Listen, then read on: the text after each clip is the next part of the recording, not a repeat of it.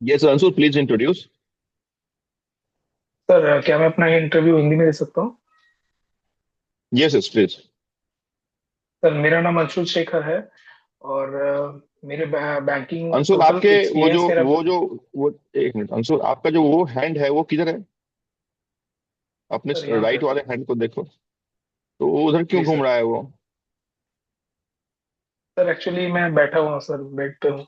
अच्छा, आप ऐसे बैठे हुए हैं, ठीक है ठीक है, मतलब ये याद जी सर। रखना है जी ना, sir. Right? Okay, please go ahead. जी जी। जी सर। सर मेरा नाम अंशुल शेखर है। मेरे बैंकिंग कैरियर की शुरुआत साल 2019 में हुई, जहाँ पे मैंने आईसीआईसीआई बैंक को ज्वाइन किया था। आईसीआईसीआई बैंक में पहले मैं प्रिविलेज रिलेशनशिप मैनेजर था, करीबन 1 साल 3 महीने के लिए। उसके बाद मुझे रिस्क मैनेजमेंट में जाने का मौका मिला। रिस्क मैनेजमेंट में करीबन मैंने 2 साल 1 महीने काम किए। इस तरह से मैंने आईसीआईसीआई बैंक में 3 साल 4 महीने का सर्विस दिया। उसके बाद मैंने आईडीएफसी फर्स्ट बैंक में स्विच किया। फिलहाल मैं आईडीएफसी फर्स्ट बैंक में एज अ रिस्क मैनेजर काम कर रहा हूँ।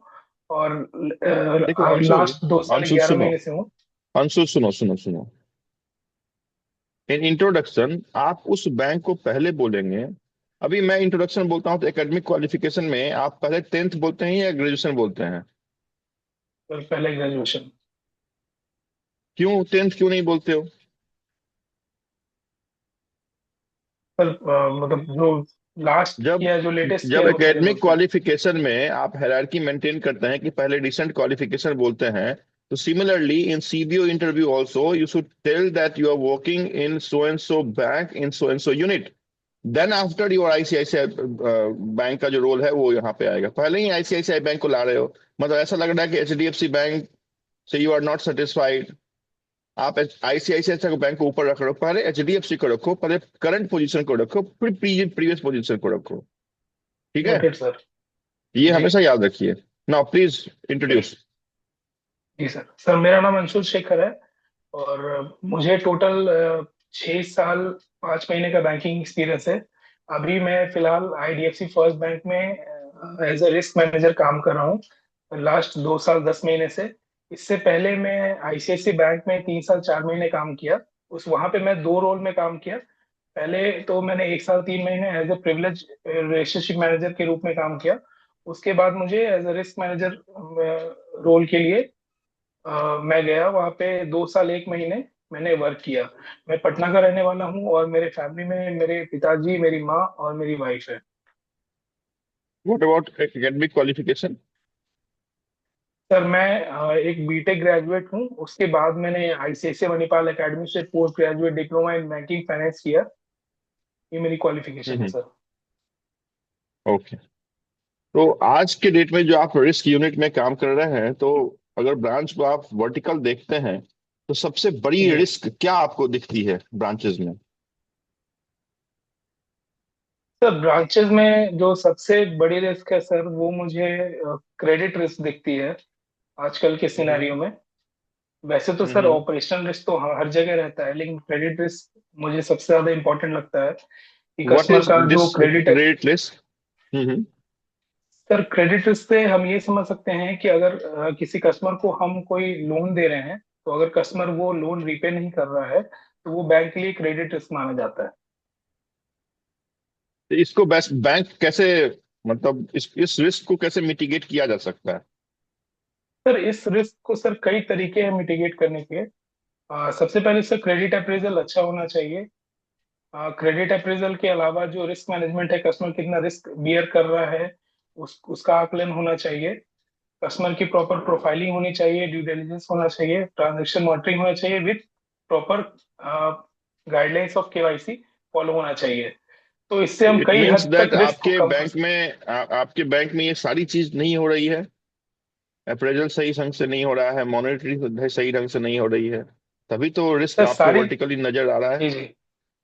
सर सारी चीजें हो रही हैं सर, लेकिन फिर भी सर कहीं ना कहीं पे कस्टमर के इंटेंशन से भी, या सर कभी कभी बैड क्रेडिट अप्रेजल भी हो जाता है, उसकी वजह से कुछ केसेस में हम ये कंसर्न देख रहे हैं। ठीक है, how we declare customer as a wilful defaulter? कैसे हम डिक्लेयर करते हैं कि कस्टमर एक विलफुल डिफॉल्टर है? उसका क्या पैमाना है? सर कस्टमर अगर जानबूझ के कोई लोन नहीं पे कर रहा है, अगर उसकी कैपेसिटी है लोन पे करने की और वो ईएमआई टाइमली पे नहीं कर रहा है, उसके पास कैपेसिटी है, जैसे कि अगर कस्टमर विजिट हम करते हैं तो हम देखते हैं कि कस्टमर वेल टू डू, मतलब अच्छे घर में रह रहा है, उसका प्रोफाइल काफी अच्छा है, और वो जानबूझ के ईएमआई नहीं पे कर रहा है, तो ये बिल्कुल डिफॉल्टर हो सकता है। ओके, ठीक है। और ऑपरेशनल रिस्क क्या है? Sir operational risk basically sir bank के इंटरनल मैनेजमेंट के फेलियर से ऑपरेशनल रिस्क आ सकता है, जैसे स्टाफ का शॉर्टेज हो हम्म। सकता है, या फिर स्टाफ स्ट्राइक पे जा रहे हैं, या फिर बैंक का जो इंटरनल सिस्टम है वो वर्क नहीं कर रहा है, बैंक में प्रॉपर हम्म। फैसिलिटीज नहीं है। तो ये एक हम्म। ऑपरेशनल रिस्क के बारे में बताता है। ठीक है, तो आपने वर्ल्ड वर्ल्ड कप देखा होगा, विमेन्स वर्ल्ड कप। जी सर, मैं देख रहा था सर। 2 लाइन में इसका आकलन कीजिए। सर वुमेन वर्ल्ड कप में सर इंडियन टीम है जो स्टेज में fourth as a fourth rank qualify किया था। उसके बाद टीम ने काफी अच्छा मेहनत किया। हरमनप्रीत कौर की टीम थी, तो उसके बाद ऑस्ट्रेलिया को हराया सेमीफाइनल में, काफी मतलब संघर्ष के बाद। उसके बाद साउथ अफ्रीका के साथ फाइनल था। तो टीम ने काफी मेहनत किया, और मुंबई में वर्ल्ड पहली बार वर्ल्ड कप जीती है टीम। राइट। तो इस गेम्स जी के सर। इंपॉर्टेंट करंट अफेयर्स को छोड़ के एक और करंट अफेयर्स कुछ पॉलिटिक्स का बताएं। सर एक लेटेस्ट करंट अफेयर है कि जैसे कि बिहार में एसआईआर लागू हुआ था। अभी इलेक्शन कमीशन ऑफ इंडिया ने ऑल ओवर इंडिया में एसआईआर लागू करने का शुरुआत किया है। अभी वेस्ट बंगाल में हाल ही फिलहाल में एसआईआर लागू होने वाला है। What is special SIR? Special intensive revision.